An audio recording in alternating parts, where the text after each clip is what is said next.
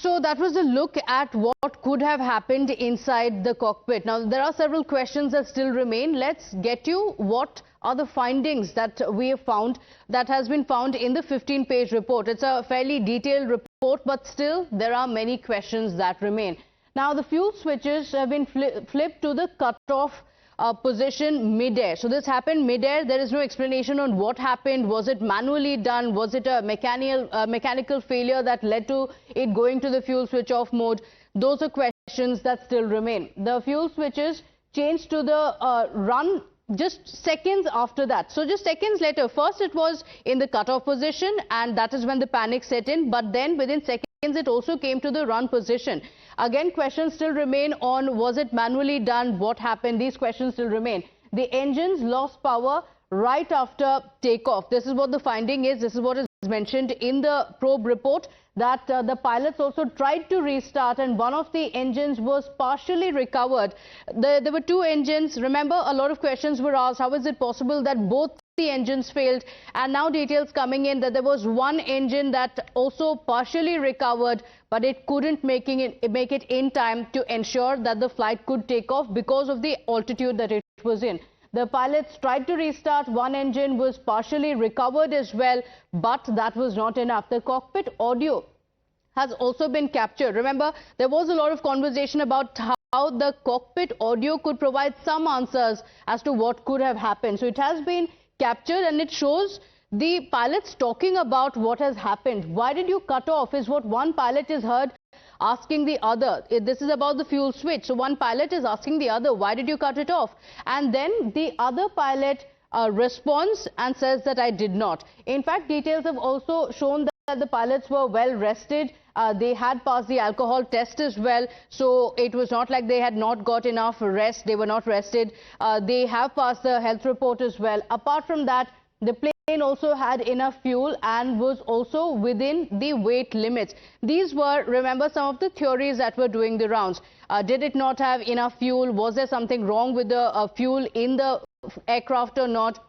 Whether the weight was too much? These were just some of the theories, but all of them have been shot down in this probe report. The fuel quality was also tested and it was found to be completely okay. Remember, there were many who were saying that maybe the fuel was compromised and that was the reason that led to the crash. But that has been tested and it's said to be completely okay. Apart from that, the findings say that the flap handle position was consistent with the normal takeoff. So it's not like the aircraft has had any issues during the takeoff. During the takeoff, it looked like everything was absolutely fine. These are, remember, the preliminary findings of the report. The thrust levers also remain forward until the impact. So until the impact actually happened, what we can see in the visuals that were captured as well, it seemed like everything was fine. There was no significant bird activity observed in the vicinity of the flight path.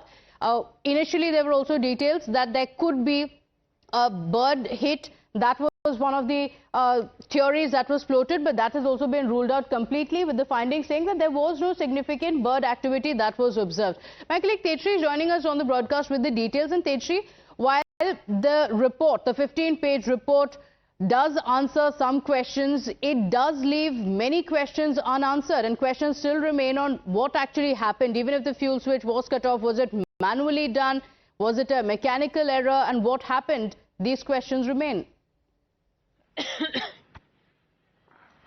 Well, absolutely, this 15-page report was expected to answer all the questions that were raised at that point of time when the aircraft was crashed and when the investigation committee was formed. We all were pretty sure, each and every Indian and also the family members of those who lost their life, they were pretty much sure that this particular report, when it will be coming out, it will be definitely giving all the answers to the queries, questions that how and why it happened. Perhaps it did give answers to many questions, but definitely it has also raised certain doubts and questions in our mind. So now we'll have to see that what happens next in the investigation, because the report definitely mentions that it is just a preliminary report. It is just the prima facie report. The detailed investigation is yet to come out. But as you have mentioned that there were several theories that were also floating. So those theories are also in fact, diluted after this report has come out. If we talk about the bird activity, there was no bird activity, so this report denies about anything about the bird activity.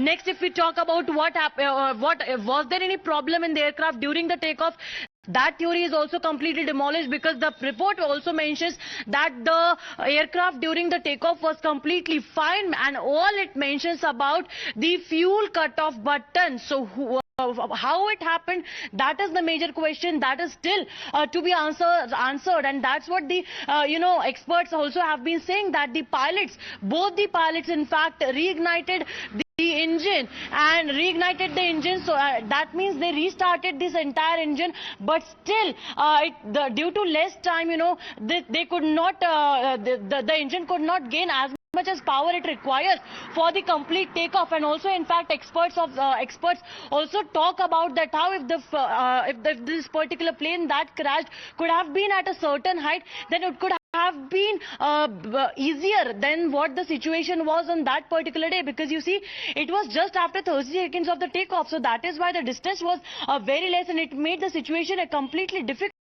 And what all of us have been talking about, just the conversation between both the pilots, the main pilot and the commanding pilot also, and the other pilots. So the conversation between both the pilots, was it only this much, or is there something beyond that? That is also yet to come out. But the kind of conversation they had is certainly raising some point of doubts, and there is what we should wait for another report. A detailed investigation is yet to be carried out, but definitely there are several questions yet unanswered. Absolutely, and the conversation took place between the two pilots, and they clearly were seen asking, did you cut off the fuel stage, while the other says that no, I did not. So then what actually happened? That question still remains. Stay with us. In fact, the AAIB preliminary report has also not recommended any action against these entities.